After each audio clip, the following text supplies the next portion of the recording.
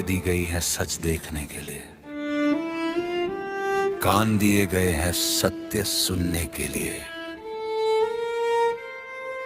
अपने कर्मों से डरना सीखो, क्योंकि जब इंसान खुद से हार जाता है तो कोई उसे जीत नहीं दिला सकता।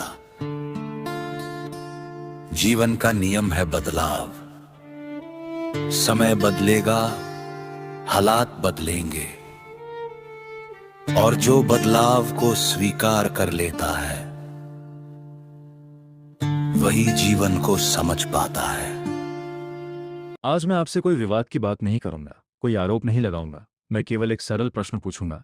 क्या हम सच में धन का सही उपयोग कर रहे हैं? हम परिश्रम करते हैं, दिन रात मेहनत करते हैं, परिवार के लिए, सम्मान के लिए, भविष्य के लिए धन कमाना आवश्यक है। पर उससे भी अधिक आवश्यक है धन को सही दिशा देना। आज समाज में एक प्रवृत्ति बढ़ती जा रही है।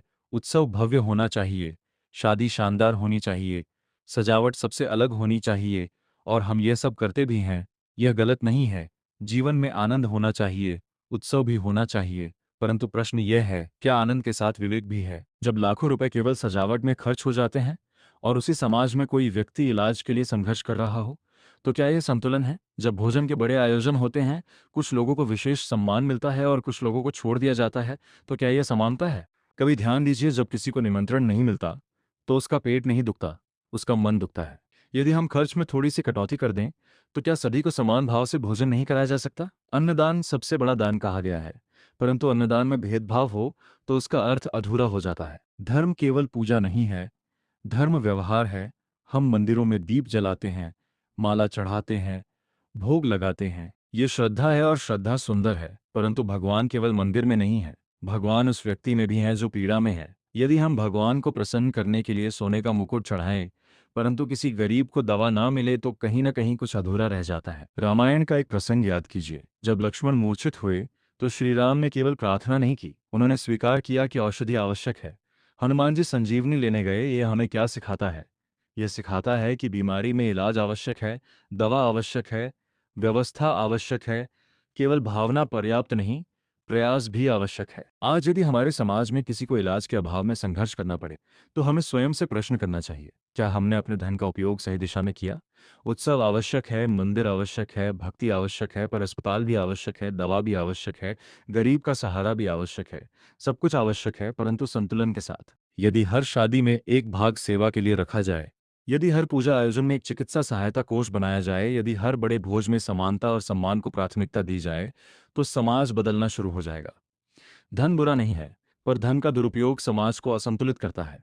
देश केवल नीतियों से नहीं बदलता, देश जनता से बदलता है, और जनता तब बदलती है जब सोच बदलती है। जब आप गलत दिशा में धन बहाना बंद कर देंगे, जब दिखावे की होड़ से बाहर निकल आएंगे, जब हर खर्च से पहले सोचेंगे, क्या यह सच में आवश्यक है, क्या इससे किसी का भला हो सकता है, तब परिवर्तन शुरू होगा। कल्पना कीजिए, हर मोहल्ले में एक सेवा निधि हो, जहाँ से जरूरत पड़ने पर इलाज के लिए सहायता मिले, कोई इलाज के अभाव में घर न बेचे, कोई माँ दवा के लिए न रोए, कोई बेटी पढ़ाई न छोड़े, और किसी भोज में कोई व्यक्ति स्वयं को उपेक्षित महसूस न करे। यह असंभव नहीं है, केवल सोच बदलनी है। धर्म प्रदर्शन नहीं है, धर्म संवेदना है। भक्ति प्रतियोगिता नहीं है, भक्ति करुणा है। भगवान को माला भी पहनाइए, पर मनुष्य को मत भूलिए। मंदिर को सजाइए, पर समाज को भी संभालिए।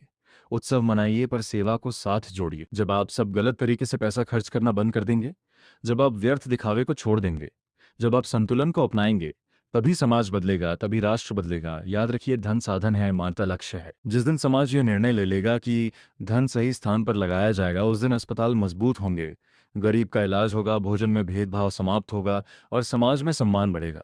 पर उसी गांव में कोई माँ अपने बच्चे की दवा के लिए तरस रही होती है, कोई पिता अस्पताल के बाहर बैठा सोच रहा होता है, काश कोई मदद मिल जाए। हम कहते हैं हम मानव हैं, लेकिन क्या सच में हम मानवता निभा रहे हैं? जरा सोचिए, यदि शादी में 10 लाख खर्च होते हैं, तो क्या 1 लाख किसी जरूरतमंद के इलाज में नहीं जा सकता?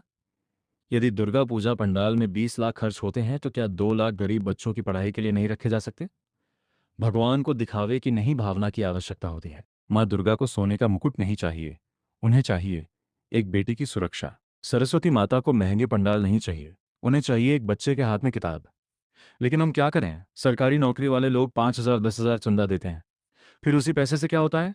नाच गान मौज मस्ती और अगले दिन सब खत्म। लेकिन अगर वही पैसा साल में 2 लोगों के इलाज में लग जाए, किसी गरीब की बेटी की शादी हो जाए, किसी अनाथ बच्चे की फीस भर दी जाए, तो यह समाज नहीं बदलेगा।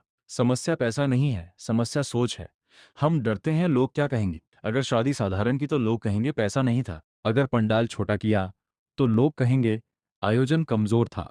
लेकिन याद रखिए, लोग 2 दिन बोलेंगे, भगवान उम्र भर आशीर्वाद देंगे। दिखावे का सुख कुछ घंटों का होता है, सेवा का सुख जीवन भर का होता है। हमें क्या रोक रहा है? अहम प्रतिस्पर्धा, दूसरों से आगे दिखने की होड़। आज समाज को जरूरत है दिखावे की दौड़ से निकलकर सेवा की राह पर चलने की। एक छोटा सा संकल्प लीजिए, हर शादी में खर्च का कम से कम 10% किसी जरूरतमंद के लिए। हर पूजा पंडाल में एक सेवा कोष बनाया जाए। हर मोहल्ले में एक आपातकालीन चिकित्सा फंड हो, जिससे किसी की जान बच सके। जब गांव में घोषणा होगी, इस साल हमारे मोहल्ले ने 2 गरीबों का इलाज करवाया, तो वही असली सम्मान होगा। जब कोई बेटी कहे मेरी शादी समाज ने कराई, तो वही असली उत्सव होगा। भगवान की मूर्ति पर फूल चढ़ाने से पहले किसी जरूरतमंद के जीवन में मुस्कान चढ़ाइए। यही सच्ची पूजा है, यही सच्चा धर्म है, यही सच्ची मानवता है। याद रखिए, हम जब इस दुनिया से जाएंगे, ना पंडाल जाएगा, ना डेकोरेशन जाएगा, ना स्टेटस जाएगा। जाएगा तो सिर्फ एक चीज, हमने कितनों का भला किया। आज से फैसला कीजिए, दिखावे में नहीं, दया में बड़ा बनना है। अहम में नहीं, सेवा में श्रेष्ठ बनना है। अगर समाज का हर व्यक्ति सिर्फ एक जरूरतमंद की मदद कर दे, तो ये देश बदल जाएगा।